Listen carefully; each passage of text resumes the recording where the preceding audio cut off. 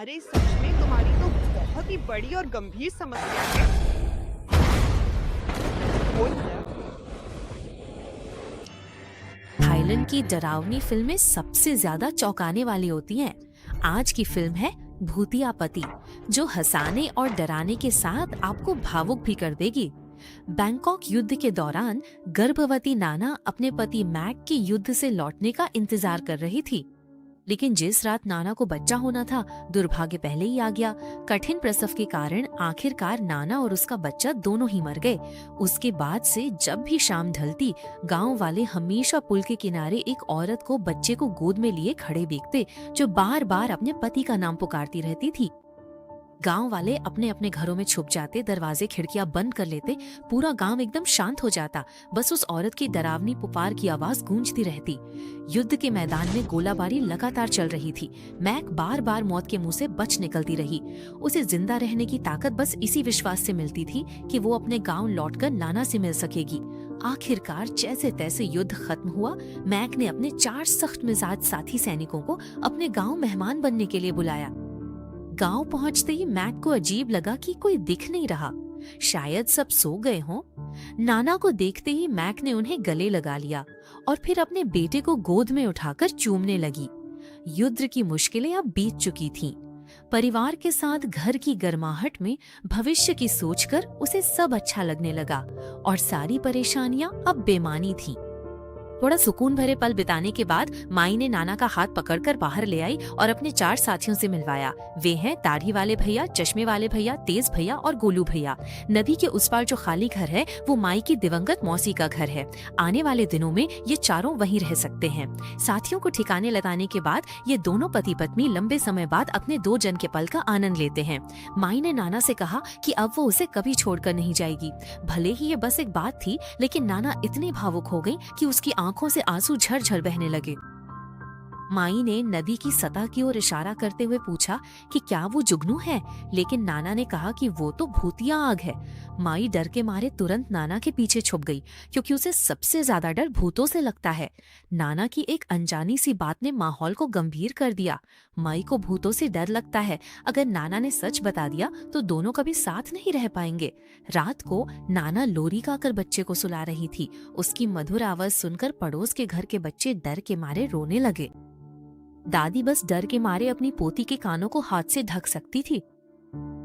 अगले दिन सुबह सुबह श्याओ माई अपने 4 अच्छे दोस्तों के साथ बाजार घूमने गया, लेकिन सीधे साधे गांव वाले श्याओ माई को देखकर अजीब तरह से बर्ताव करने लगे।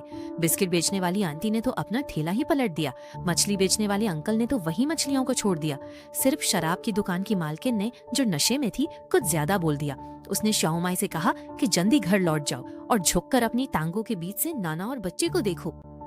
लेकिन उसकी बात पूरी भी नहीं हो पाई थी कि उसके बेटे ने उसका मुंह दबा दिया और जबरदस्ती वहां से ले गया। शराब की दुकान वाली आंटी के बात का मतलब क्या था? सब लोग हैरान परेशान थे। बस वांजी भाई के मन में एक झटका सा लगा। बचपन में उसने अपनी माँ से सुना था कि अगर कोई झुककर अपनी टांगों के बीच से देखे तो पता चल सकता है कि सामने वाला इंसान है या भूत। लेकिन बाकी तीनों को इस बात पे यकीन नहीं था। उन्होंने तो उल्टा वांजी भाई से कहा कि श्याओ माई को भी बुलाओ और साथ में शराब पियो। उस रात वांजी अकेले श्याओ माई के घर पहुंचा, जहां नाना को खून से लथपथ देख वो बुरी तरह डर गया। अगले ही पल वो जमीन पर जागा। ये बस एक सपना था। ये सपना एक भविष्यवाणी जैसा था, क्योंकि सब श्याओ माई को बुलाना चाहते थे। सवाल था कि किसकी किस्मत खराब होगी। वांजी का दिल कांप रहा था, फिर भी वो हिम्मत जुटाकर आगे बढ़ा। सपने से अलग जब वांजी भाई श्याओ माई के घर पहुंचा तो वहाँ सब कुछ बहुत उजाड़ था। ऐसा लग रहा था जैसे यहाँ बहुत समय से कोई नहीं रहा। नाना कमरे में नहीं थी, लेकिन पालना अपने आप झूलने लगा। वांजी भाई की जी जुए ने उसे बताया कि यहाँ जरूर कुछ गड़बड़ है। जैसे ही वो वहाँ से जाने की तैयारी कर रहा था, सीढ़ियों से एक हरा संतरा नीचे गिर पड़ा। तभी उसने देखा नाना ऊंची सीढ़ियों से वो हरा संतरा उठा ले गई। वांजी डरकर वापस भागा और सबको बताया, पर वे नहीं माने। बोले उसने ज्यादा पी ली है और उसे भ्रम हुआ है। अगले दिन ऐनक वाला भाई औजार लेने गया तो वहाँ वैसा ही सन्नाटा था जैसा वांजी ने बताया था। भूत देखने का तरीका याद आते ही उसने इसे आजमाने का सोचा।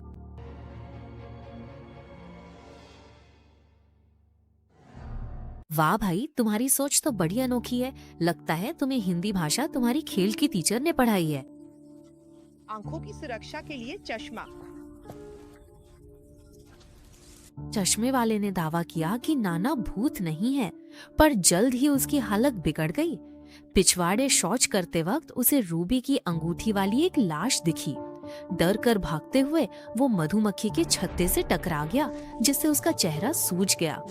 जब उसने नाना के हाथ में वही अंगूठी देखी तो उसे यकीन हो गया कि वो लाश नाना की ही थी। उनके हकलाने की वजह से कोई कुछ समझ नहीं पा रहा था। तभी चश्मे वाले भाई ने कागज पर लिखा, नाना भूत है। इसी वक्त बारिश शुरू हो गई। छोटे ने सबको अंदर बुलाया, पर अब अंदर जाने की हिम्मत किसकी? वे कुछ छुपाते लग रहे थे। उनके हाथ में कुछ था। छोटे मैंने वो चीज ली और कागज देख हैरान रह गया। अगर नाना भूत है तो यहाँ रहना ठीक नहीं। सब ने लौटकर सामान समेटा और छोटे मैं भावुक होकर नाना से पूछने लगा कि ये क्यों नहीं बताया? क्या हमारा कोई राज न रखने का वादा नहीं था? नाना दुखी होकर रो पड़ी। मुझे बस समझ नहीं आ रहा था कि कैसे बताऊं। इतना कहकर दोनों एक दूसरे से लिपट गए। दूसरी तरफ बैठे चारों दोस्तों ने ये नजारा देखा तो सब हैरान रह गए। चश्मे वाला लड़का कागज निकालता है तो देखता है कि बारिश की वजह से उस पर लिखे शब्द बदल गए हैं। पहले लिखा था नाना महिला भूत हैं, पर अब उसे बवासीर बताया गया है। श्याओमाई और नाना के अच्छे रिश्ते के बावजूद इंसान और भूत अलग होते हैं, इसलिए उसी रात दोस्तों ने श्याओमाई को सच बताने का फैसला किया। दुकान से निकलते ही मालकिन का बेटा अक्यांग रोते हुए उनके पास आया और एक गाय काटने में मदद मांगी। पूछने पर पता चला कि उसकी माँ मर चुकी है। अक्यांग ने बताया कि नाना ने उसे इसलिए मार दिया क्योंकि वो श्याओमाई को उनका सच बताने वाली थी। गंभीरता देखते हुए दोनों ने चश्मे वाले भाई को ढूंढकर चुप रहने को कहा। चारों शांति से वहां से निकलने लगे। तभी नाना ने उन्हें रोककर कहा, अब आ ही गए हो तो खाना खाकर जाना। उनके मन की बात साफ थी। नाना सब भांप चुकी थी और श्याओमाई सबको खाने के लिए कह रही थी, पर मेज पर कीड़े और सूखे पत्ते देख उनका जी घबराने लगा। इन्हें कोई जानवर भी ना खाएं। पर नाना की नजर ने सबको डरा दिया। जान बचाने के लिए चश्मे वाले ने पहल की। उसने सूखा पत्ता उठाया और मजे से खाने लगा। अब असली परीक्षा थी। बेचारे मंजी की किस्मत खराब थी, उसे कीड़े खाने की चुनौती मिली। उसने एक बार में कीड़ा निगल लिया और खाते खाते तारीफ करने लगा। वो नाना की खाने की तारीफ करता है। श्याओमाई खुशी से बेटे को उठा लाता है ताकि अपनी खुशी बांट सके। मंजी तो बस रोने ही वाला है। गोद में ठंडे बच्चे को देखकर भले ही वो डरावना न हो, पर ये याद आते ही कि वो भूत है, कोई भी घबरा जाएगा। गोद लेना ही काफी था। श्याओमाई ने मंजी से बच्चे को किस करने को कहा। जान बचाने को मंजी ने पूरी हिम्मत लगा दी। डिनर के बाद श्याओमाई ने खेल खेलने की जिद की, जिससे सच लगभग सामने आ ही गया। माननीय पीपी डैन जी का स्वागत है। ज्यादा बोलने से गलती हो ही जाती है। चारों ने कोई बहाना बनाकर वहां से निकलने की कोशिश की। तभी देखा कि नाना आ रही है तो वे फटाफट नाव पर बैठ गए। लेकिन आधा दिन बीत गया, नाव वहीं गोल गोल घूमती रही। नाना ने ठंडे स्वर में कहा, ज्यादा दखल मत दो। इसके बाद नाव फिर से सामान्य हो गई और चारों तेजी से वहां से भाग निकले। लेकिन जैसे ही वे घर पहुंचे, तुरंत किसी ने दरवाजा खटखटाया। कहीं ये नाना तो नहीं जो बदला लेने आ गई? चारों बुरी तरह डर गए। कोई भी दरवाजा खोलने की हिम्मत नहीं कर रहा था, लेकिन दरवाजा अपने आप खुल गया और देखा कि श्याओमाई अंदर आ गई। तब जाके चारों की जान में जान आई। श्याओमाई बहुत गुस्से में थी। उसने पूछा कि आखिर हुआ क्या है। अब तक बात यहाँ तक पहुँच चुकी थी तो उन्हें सच बताना ही पड़ा, लेकिन उनके पास कोई सबूत नहीं था। श्याओमाई को बिल्कुल यकीन नहीं हुआ कि उसकी नाजुक सी पत्नी भूत हो सकती है। वैसे भी आने से पहले नाना ने उसे सारी बात बता दी थी, जब से वो जंग पर गई थी। अक्यांग ने नाना के शरीर पर कब्जा करने की कोशिश की। नाना ने उसे भगा दिया तो अक्यांग ने गांव में अफवाह फैला दी कि नाना मर चुकी है। सोचा भी नहीं था कि अच्छे दोस्त भी ऐसी बकवास बातों पे यकीन कर लेंगे। श्याओमाई बहुत निराश हुई और गुस्से में वहां से चली गई। उस शाम दोनों हाथ में हाथ डालकर रात के बाजार में घूमने निकले। उन्होंने साथ में हिंडोला की सवारी की, साथ में कॉटन कैंडी खाई और साथ में फेरिस व्हील का मजा लिया। नानी बेहद खुश और संतुष्ट दिख रही थी और मुस्कुरा रही थी। आपका वापस स्वागत है मिशर। चलो बर्तन खुल के है। डाई तुम्हें प्यार करती है। क्या अब तुम्हारी त्वचा बेहतर है? तुम परीक्षा उत्तीर्ण कर चुके हो। फिर श्याओमाई नाना को भूत बंगला दिखाने ले गई। इसी दौरान 4 लोग पीछा करने लगे और चश्मे वाला लड़का सेंट माइकल उपकरण भी ले आया। उन्होंने श्याओमाई को पकड़कर नाना पर पवित्र चावल छिड़कने की कोशिश की। किस्मत से नाना के पकड़ने से पूर्व वे भागकर जंगल में छिप गए। उन्होंने श्याओमाई को टांगों के बीच से देखने को कहा ताकि भूत का पता चले। श्याओमाई ने कहा वो देख चुका है पर उसे कुछ अजीब नहीं लगा। क्या उन्होंने नाना को गलत समझा था? तभी श्याओमाई की पुरानी चोट उभर आई और सीने से खून बहने लगा। इतने समय बाद भी घाव से खून बहना अजीब था। चश्मे वाले को अचानक याद आया कि लाश वाली रूबी रिंग शायद शादी की जोड़ी हो। अगर मरी हुई औरत नाना नहीं तो श्याओमाई है। शक दूर करने के लिए उन्होंने श्याओमाई की पट्टी खोली पर उंगली पर कोई अंगूठी नहीं थी। शायद वे गलत थे। 3 सेकंड भी नहीं बीते थे कि जब श्याओमाई को सबकी मंशा का पता चला तो उसने अपनी गर्दन से अंगूठी निकाल ली। हाथ में चोट और दर्द के डर से उसने अंगूठी गले में पहनी थी। ये देख चारों डर गए। उन्हें लगा श्याओमाई युद्ध में मर चुका है और किसी ने उसे यहाँ दफना दिया है। उन्होंने बचा चावल उस पर फेंका। श्याओमाई के चीखते ही सब डर कर भाग गए। श्याओमाई को पीछे न पाकर वे उपाय सोचने लगे। शीली काफी उत्साहित था और बोला कि श्याओमाई के मरने के बाद वो भाभी का ख्याल रख लेगा। बाकी तीनों का बुरा इरादा नहीं था पर वे दुखी थे कि नाना को पूरी जिंदगी भूतपति के साथ बितानी होगी। सबने तय किया कि नाना को गांव से बाहर ले जाएंगे। जल्दी के लिए उन्होंने झूठ बोला कि युद्ध छेड़ने वाला है। श्याओमाई राशन लेने गया है और वे नाना को लेने आए हैं। सब घाट पर मिलेंगे। इसी तरह नाना को मनाकर नाव पर बिठाया पर नाव में ज्यादा लोग होने से वो बीच नदी में डूबने लगी। सबने फालतू सामान फेंकना शुरू किया पर कोई असर नहीं हुआ।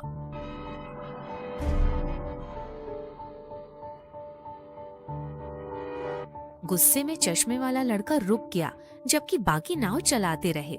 जल्द ही श्याओमाई किनारे पहुंचकर पानी में कूद गई। नाव के पास पहुंचते ही उसके पैर में ऐंठन आई और वो डूबने लगी।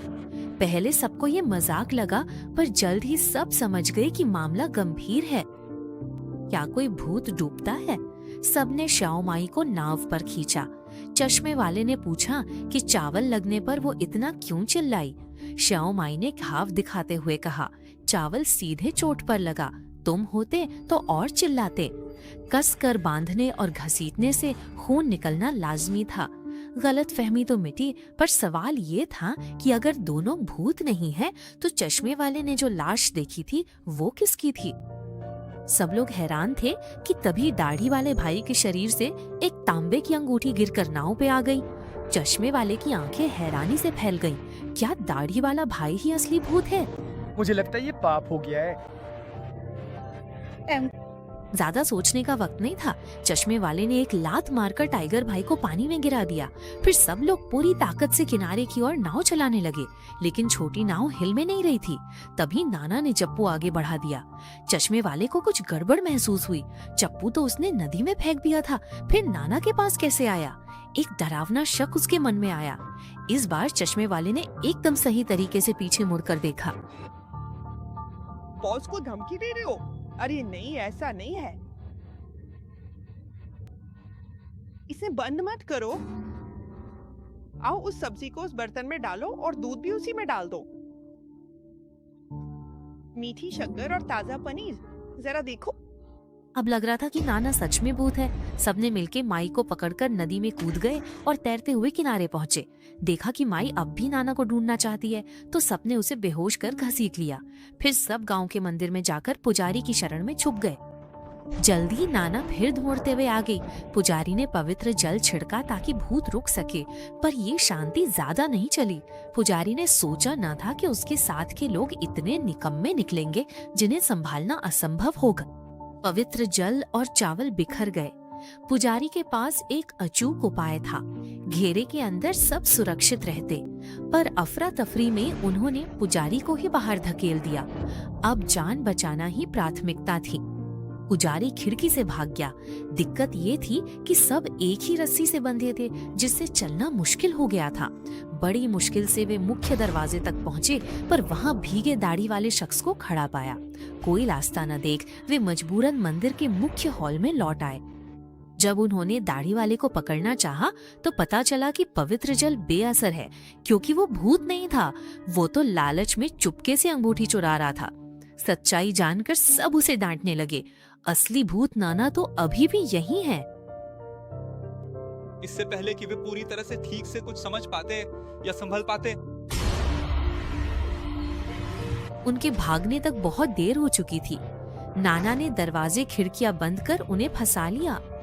घबराकर चश्मे वाले भैया ने समझाया, तुम भूत हो, हम इंसान, हमें मारने पर तुम्हें नरक मिलेगा। समझा नहीं सकते तो मत समझाओ। नाना और गुस्सा होकर छत से उल्टा लटक गई, जिसे देख सब चीख पड़े।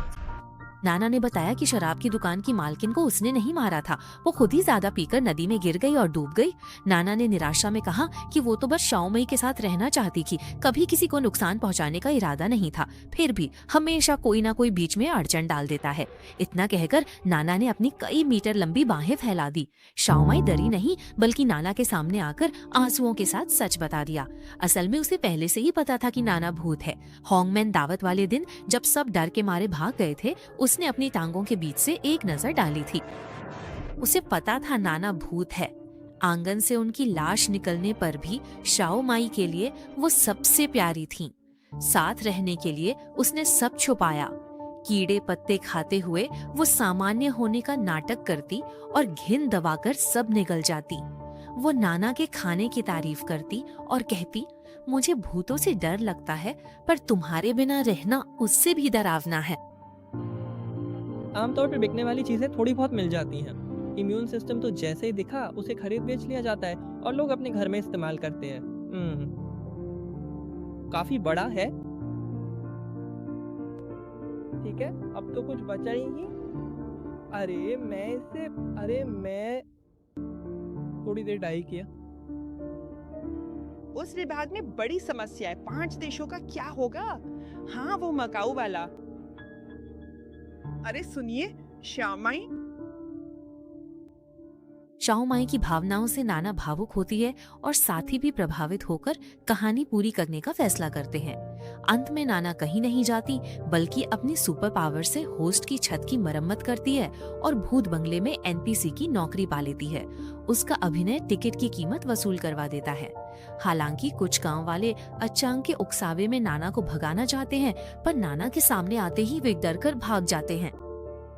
आगे शायद उन्हें और चतुर और बहादुर बनना होगा, पर नाना के लिए श्याओमाई का साथ ही सब कुछ सार्थक कर देता है। ये फिल्म थाईलैंड की पारंपरिक लोक कथा घोस्ट क्राई पर आधारित है और इसे थाईलैंड का गोस्ट मूल फिल्म भी कहा जा सकता है। पात्रों के काले दांत सिर्फ डरावनेपन के लिए नहीं, बल्कि थाईलैंड की सुपारी संस्कृति से जुड़े हैं। प्राचीन थाई लोग सुपारी, पान और सीप के मिश्रण से दांत साफ करते थे। सुपारी के रंग से दांत पहले लाल और फिर काले हो जाते थे। पुराने समय में काले दांत सुंदरता का प्रतीक थे, लेकिन बाद में इसे गलत माना जाने लगा और ये परंपरा खत्म हो गई। फिल्म डरावनी होने के साथ हास्य और भावनाओं से भरी है। इसमें कई ट्विस्ट कहानी को बेहतर बनाते हैं। कुल मिलाकर ये एक बेहतरीन फिल्म है। आज की कहानी यहीं खत्म होती है। पसंद आने पर मूल फिल्म जरूर देखें। सपोर्ट के लिए लाइक, शेयर और सब्सक्राइब करें।